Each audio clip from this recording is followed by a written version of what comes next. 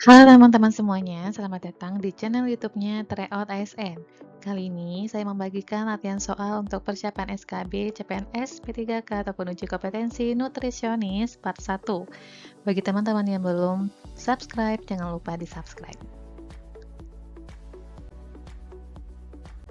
Jika teman-teman berminat untuk latihan soal dalam bentuk CAT, kalian langsung aja bergabung di laman websitenya tryoutasn.com. Yuk kita bahas latihan soalnya. Latihan soal pertama. Seorang tenaga gizi baru saja lulus dengan ingin membuka praktik pelayanan gizi secara mandiri di luar Fasyankes. Ia telah memiliki kompetensi klinis yang baik, namun masih ragu terkait dengan jenis registrasi profesi yang harus dimiliki agar dapat menjalankan praktik secara mandiri sesuai dengan ketentuan peraturan. Berdasarkan kondisi ini, jenis tenaga gizi yang paling tepat agar dapat melakukan praktik mandiri itu adalah yang mana?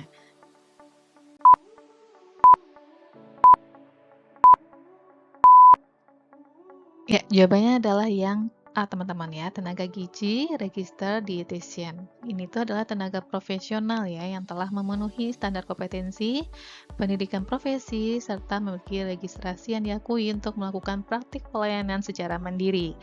Jadi, untuk tenaga register dietitian ini, dia itu memiliki kewenangan lebih luas ya, termasuk dalam pengambilan keputusan klinis terkait dengan intervensi gizi. Nah, selain itu ada yang namanya itu adalah TRD ya, dan juga nutritionist register. Ini umumnya hanya dapat bekerja di bawah sistem atau dalam Fasyankes ya, tidak untuk membuka praktik mandiri.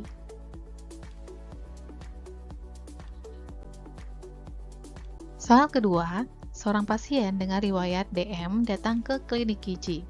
Setelah dilakukan asesmen dan ditegakkan diagnosa gizi, tenaga gizi menyusun rencana intervensi ya dengan tujuan memperbaiki kondisi kesehatan pasien melalui perubahan pola makan. Dalam proses tersebut, tenaga gizi tidak hanya memberikan informasi, tapi juga melakukan pendekatan agar pasien mampu mengubah kebiasaan makannya. Berdasarkan situasi tersebut, peran utama intervensi gizi dalam asuhan gizi itu adalah yang mana?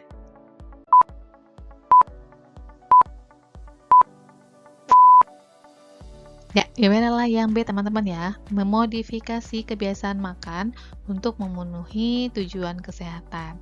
Jadi, intervensi gizi itu merupakan tahap ya dalam proses asuhan gizi, teman-teman.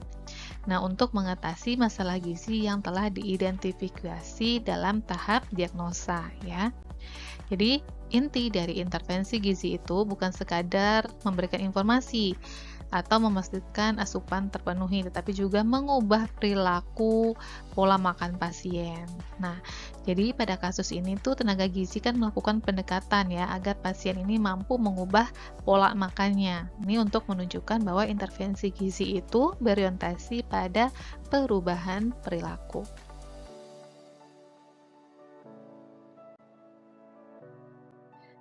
Seorang tenaga gizi telah menyelesaikan seluruh tahapan asuhan gizi pada pasien, mulai dari pengkajian, penetapan diagnosa, hingga pelaksanaan intervensi berupa pengaturan pola makan.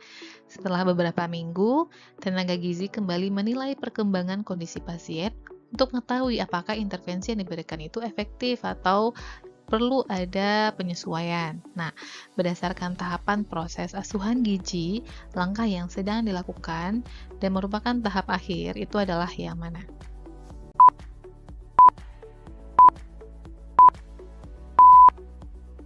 Ya, yang C ya teman-teman, pemantauan dan evaluasi hasil intervensi. Nih, kita tahu ya, untuk proses asuhan gizi terstandar itu ada 4 tahapan utama. Pertama ada asesmen, pengkajian ya, diagnosa, intervensi, dan juga monitoring dan evaluasi. Jadi untuk tahap terakhir itu adalah pemantauan dan evaluasi ya teman-teman. Yang bertujuan untuk apa?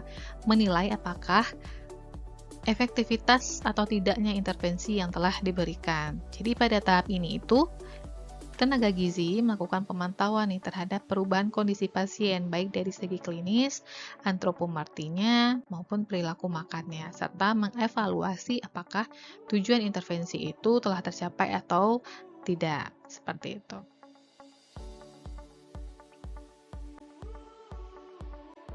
Seorang pasien dengan riwayat DM tipe 2 datang ke layanan kesehatan dengan keluhan penurunan berat badan yang tidak terkontrol. Tenaga gizi diminta untuk menangani kasus ini. Sebelum menentukan intervensi seperti pengaturan diet ataupun edukasi, tenaga gizi perlu memastikan bahwa keputusan diambil itu berbasis data yang lengkap dan akurat. Berdasarkan prinsip dasar proses asuhan gizi, tindakan awal yang paling tepat dilakukan itu adalah yang mana?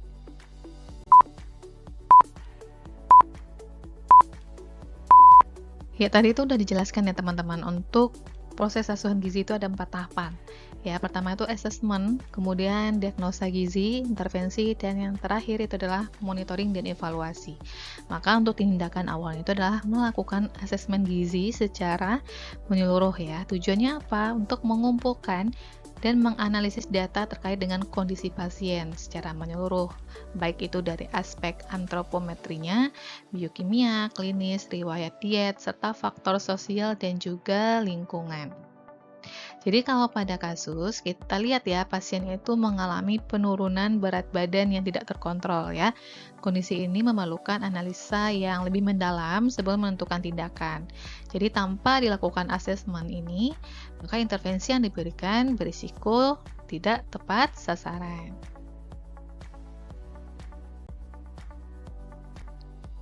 Seorang lansia yang tinggal bersama keluarganya mengalami penurunan nafsu makan dalam beberapa minggu terakhir.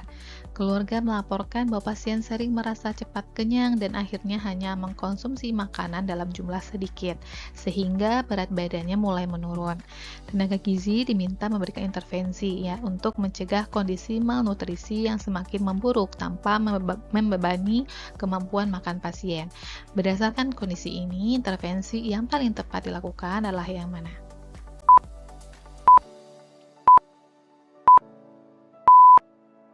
Ya, memberikan makanan yang lebih sering dalam porsi yang kecil, teman-teman. Kita lihat ya, lansianya itu nafsu makannya itu menurun ya. Sering terjadi akibat berbagai faktor, baik itu perubahan fisiologis, gangguan pengecapan, penyakit kronis, ataupun efek samping obat. Jadi kondisi ini tentu akan berisiko terjadinya malnutrisi. Nah, intervensi yang paling efektif dilakukan itu adalah tetap memberikan makanan kepada si lansianya, tapi dalam porsi kecil ya, dan lebih sering diberikan. Jadi strategi ini mampu mengatasi rasa cepat kenyang, meningkatkan total asupan energi harian, lebih mudah diterima oleh lansia. Ya, pendekatan ini merupakan bagian dari modifikasi pola makan yang realistis dan berbasis dengan kondisi pasien. Maka jawaban yang tepat itu adalah yang A.